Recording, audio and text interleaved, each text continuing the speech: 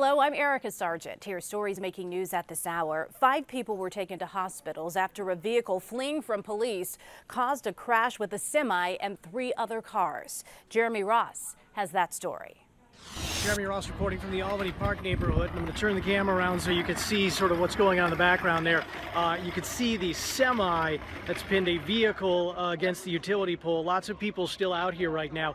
This, we're told by police, is the tail end of a police pursuit. They are telling us they received a call of a person with a gun along with a car description. They apparently were able to match that description. When they saw the car, the driver ended up fleeing, driving down the road behind us about 50 miles per hour, according to one witness account. And as a result, there was a multi-vehicle crash involving the semi there as well. We are told at least a half dozen people were in all the vehicles there.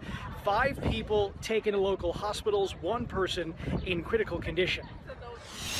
CBS 2's My Martinez shows us how investigators in California use genealogy websites to find the Golden State Killer.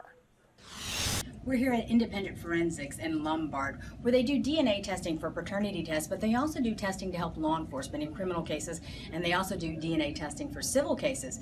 We were talking to expert Dr. Carl Reich about the Golden State Killer case, and he was explaining to us this is probably how law enforcement was led to their suspect. They took a DNA sample from the crime scene, and then they ran it through genealogy sites, databases, the kind of databases that are held by Ancestry.com and 23andMe. Both of those organizations said they did not help with the investigation.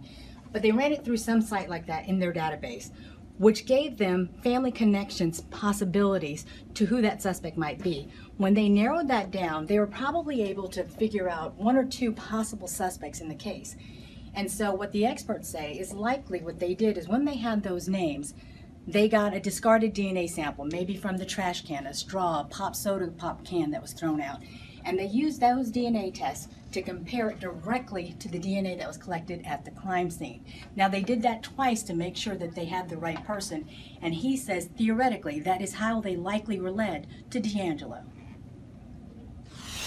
And finally, meteorologist Mary Kay Kleist has your forecast.